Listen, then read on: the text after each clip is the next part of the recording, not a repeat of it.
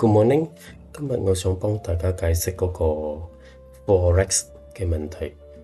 有啲 customer 佢係冇買嗰個 foreign currency 嘅 module 嘅，咁樣就需要 manual 去做啦。點樣 manual 做咧？我先 show 呢個係有 currency module 嘅。我哋 normally 係無論係 customer side 又好，或者 supplier side，just 係一個 opposite 嘅啫，個原理都一樣嘅。咁 supplier code 入邊 example，我嗰個係 Apple，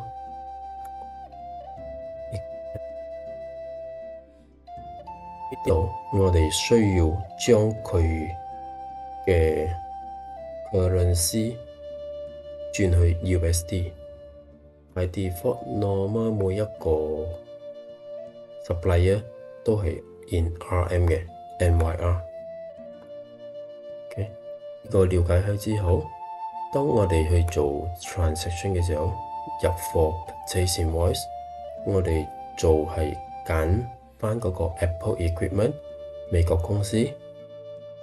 OK， 跟住我哋有一個 rate 俾我哋打嘅 USD。當其時嘅 rate 係494啦，跟住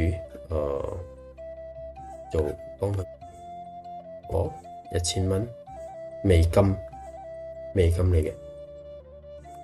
Okay， 我可以 preview 係 show USD dollar 嘅。OK，after that，可能我哋係同一日還錢，或者通常可能俾 deposit 做幾日，又或者當呢個 supplier 同我哋好熟，我哋係可以幾日後做還錢，收到貨1個星期後還錢。依家我哋還錢嘅時候美金佢起咗，我哋需要攞497去買1溝錢美金。咁樣我哋做 knock off 呢張單咯。knock off 開之後，system 自動會出現 Forex loss， 美金起價，馬幣跌，馬幣就需要承受呢個 Forex loss automatic 嘅。如果係有 currency module啦，OK， 依家我轉去另外一種情況，當你係賣 up 嘅 essential module，essential 嘅 package。唔係 professional package， 係冇 currency module 嘅。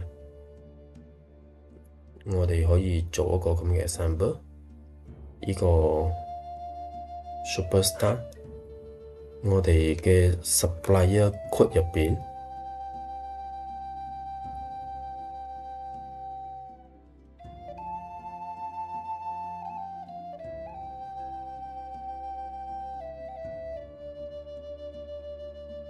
佢嘅 currency 嗰度係 maintain 佢 currency 永遠係掂嘅，佢唔俾你改去 USD 嘅，永遠係 MYR 嘅。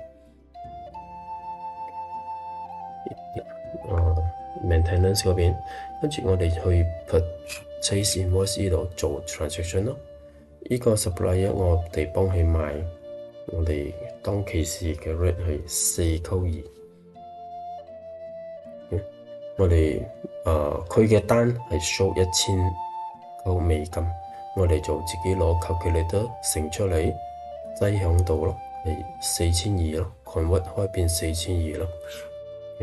跟住同樣隔一個星期後我哋去還錢，或者早一個星期出俾 deposit 嘅個 rate 一定唔一樣嘅，每日都好發出嚟嘅。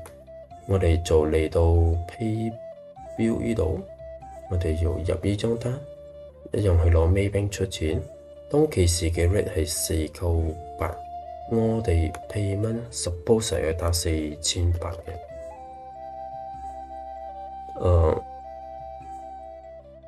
最呢都可以有兩種做法啦，但係我呢度我係用4200嘅 conversion 嚟做啦。因為陣間我哋會補多張 journal 嘅，去reverse 翻出嚟嘅。如果4800，你會見到咩情況？你有一個 unmatch 600扣嘅 amount。我或者做簡單啲，4200還4200啦，就 match 得到咯。其實同一個600，我哋攞 Maybank 去出錢咯。咁我哋攞 Maybank 去買美金1000蚊，Maybank 嘅扣得會同我哋收4800，再加多少手續費啦。個手續費未必我需要入響 bank charges 嗰度，或者響 journal voucher 嗰邊一齊做埋咯。咁樣依家我哋出開4800，但係要用呢度 record 啦，你睇下，你可以留意呢粒白燈 numbering 邊皮呢度有個 journals 嘅，打俾人住你睇到你嘅 Maybank 出咗4200，但係實質上你 walk in 嗰個扣得啊，嗰個扣得俾你嘅息率係4800嘅。咁樣點做咧？唔睇呢咗嘛，同你嘅 actual bank， 我哋就需要開一張 voucher， 呢個係俾冇買到 currency module 嘅 user 去做嘅。如果係有買 currency module 係 automatic 嘅，唔需要做呢個 step 嘅。用呢度，我哋就需要開一張 voucher。嗱，呢度好明顯啦，我哋出4800，嗰個標 HA 係4200馬幣啦。咁我哋再做多擺 Maybank 出錢600扣，就可以 fulfill 到我哋嘅 actual bank。咁我嗰600扣又會 post 去另外嘅 debit side， 呢個係 account knowledge 嚇，又要 post 去邊咧 ？account 永遠係我需要講 debit credit 㗎。